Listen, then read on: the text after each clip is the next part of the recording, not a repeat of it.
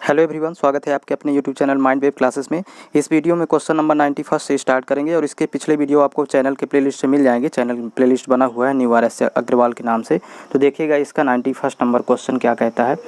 वह कौन सी भिन्न है जिसका 1/27 के साथ वही अनुपात है जो 3/11 तथा 5/9 के साथ अनुपात है। तो वो भिन्न मान लेंगे, यक्स मान लेते हैं, और यक्स के साथ 1/27 का जो अनुपात है वही समानुपाते 3/11 और 5/9 का अनुपात है। 3/11 अनुपात 5/9।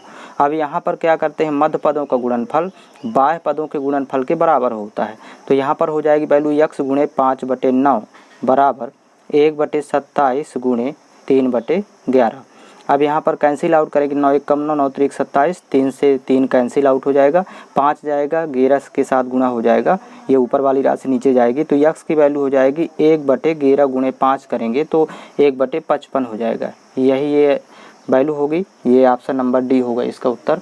नेक्स्ट देखेंगे 92 नंबर क्वेश्चन है। एक पेटी में 1 दर्जन शीशे थे। पेटी के गिरने पर टूटे हुए तथा बिना टूटे हुए शीशों का अनुपात निम्न में से कौन सा नहीं हो सकता।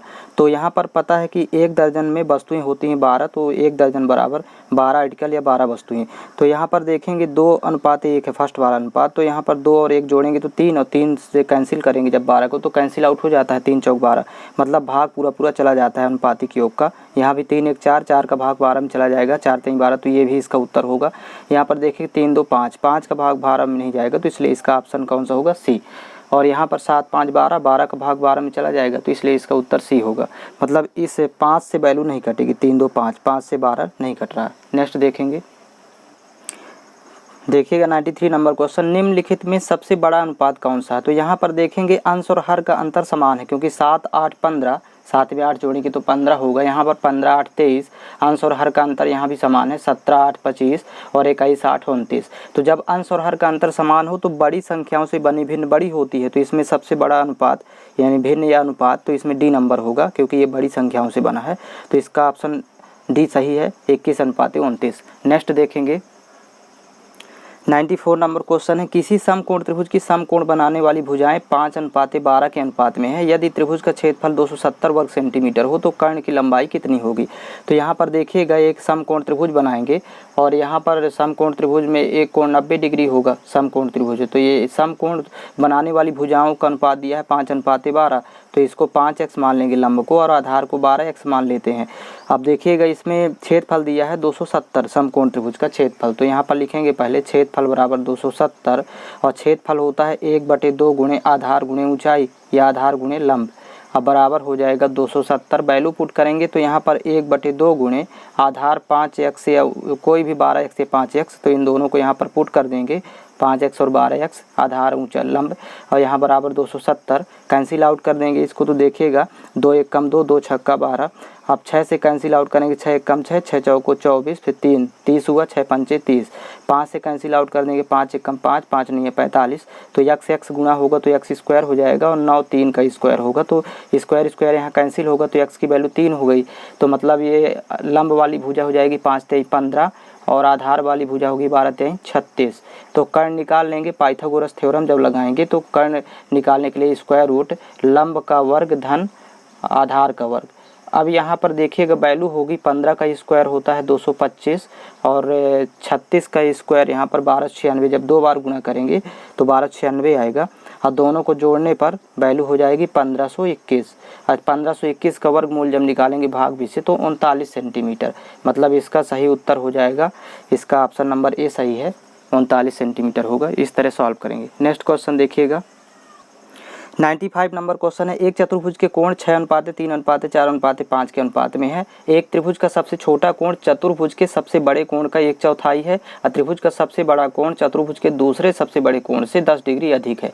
तो त्रिभुज का दूसरा सबसे बड़ा कोण कितना है। तो यहाँ पर सबसे पहले तो चतुर्भुज के चारों कोणों का अनुपात दिया है 6:3:4:5।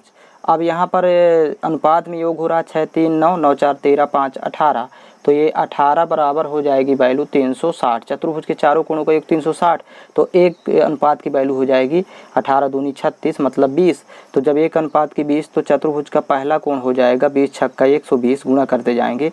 दूसरा कोण हो जाएगा 20 3 60 डिग्री, ये निकालते जाएंगे। तीसरा कोण हो जाएगा 20 चौक 80 डिग्री और चौथा कोण हो जाएगा 20 पंचे 100 डिग्री। ये चतुर्भुज के चारों कोण आ जाएंगे। अब देखिएगा अब यहाँ पर इसी के अकॉर्डिंग निकालेंगे। तो त्रिभुज का सबसे छोटा कोण तो लिखेंगे यहाँ पर त्रिभुज का सबसे छोटा कोण, त्रिभुज का सबसे छोटा कोण। तो सबसे छोटा कोण देखिएगा अब कंडीशन क्या बताया है उसी कंडीशन के अकॉर्डिंग यहाँ पर लिखेंगे। त्रिभुज का सबसे छोटा कोण चतुर्भुज के सबसे बड़े कोण का 1/4। अब चतुर्भुज का सबसे बड़ा कोण तो 120 डिग्री है, 120 का 1/4 निकालना है। तो 4 एकम 4, 4 3 12। त्रिभुज का सबसे छोटा कोण हो जाएगा 30 डिग्री। अब इसी तरह नेक्स्ट देखिएगा त्रिभुज का सबसे बड़ा कोण। तो यहाँ पर लिखेंगे त्रिभुज का सबसे बड़ा कोण, त्रिभुज का सबसे बड़ा कोण, सबसे बड़ा कोण। अब सबसे बड़ा कोण जब लिखेंगे यहाँ पर तो देखिएगा चतुर्भुज के दूसरे सबसे बड़े कोण से 10 डिग्री अधिक। तो चतुर्भुज का दूसरा सबसे बड़ा कोण 100 डिग्री है और 100 से 10 डिग्री अधिक कर देना है। तो यहाँ पर हो जाएगा 110 डिग्री। तो दो कोण तो आ गए त्रिभुज के, एक 30 डिग्री है एक 110 डिग्री है, दोनों को जोड़ें तो टोटल 140 डिग्री।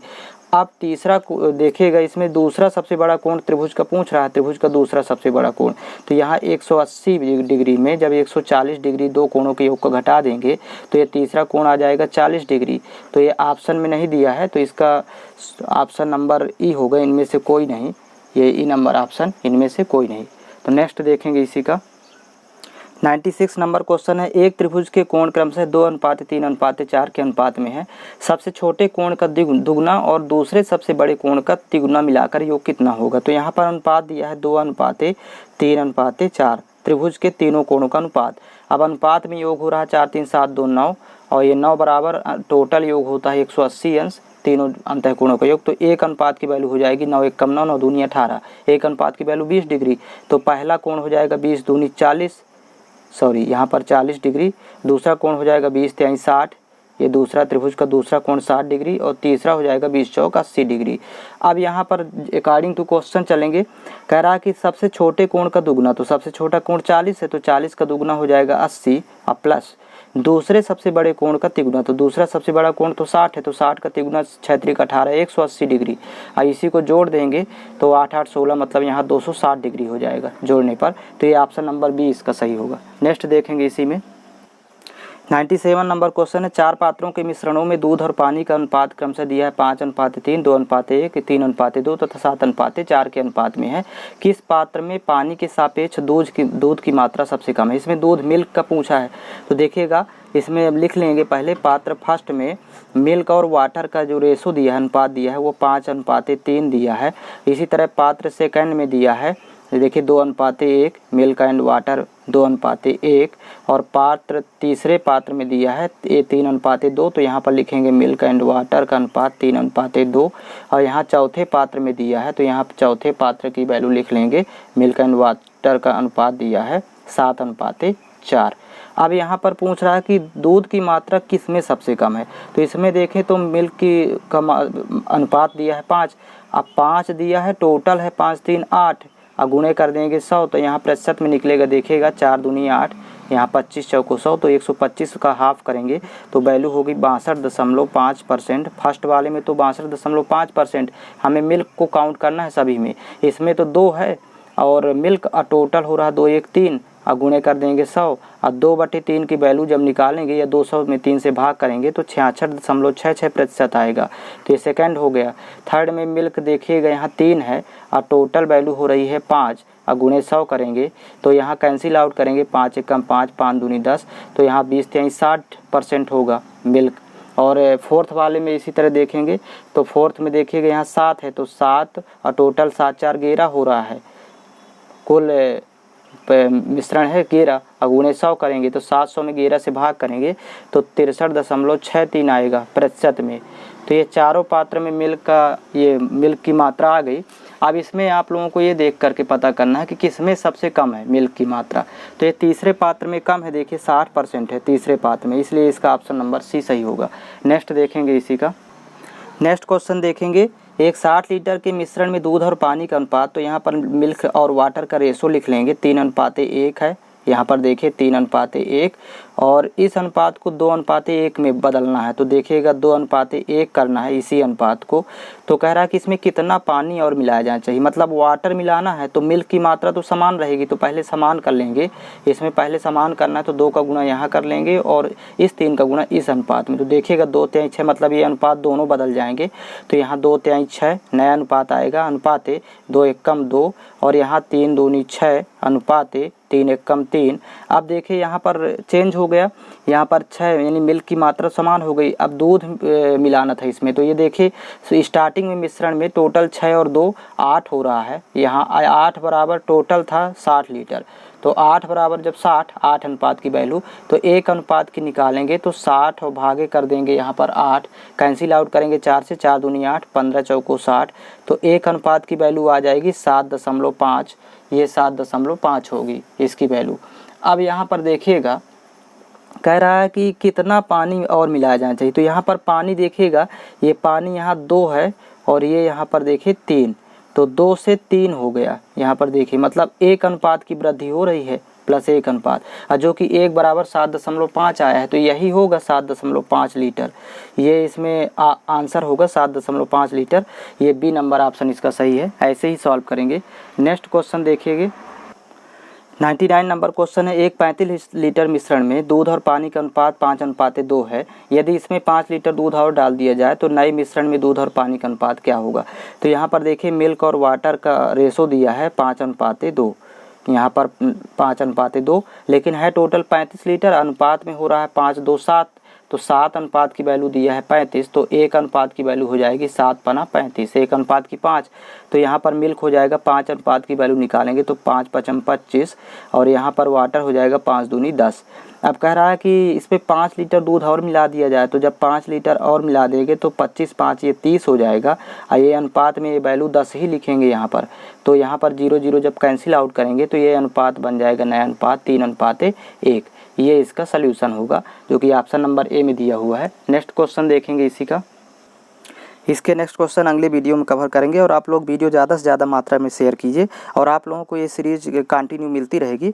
RS अग्रवाल के सभी वीडियो आपको प्लेलिस्ट से फाइंड कर लेना है। न्यू RS अग्रवाल के नाम से प्लेलिस्ट बना हुआ है, तो इसमें इतना ही कवर करेंगे।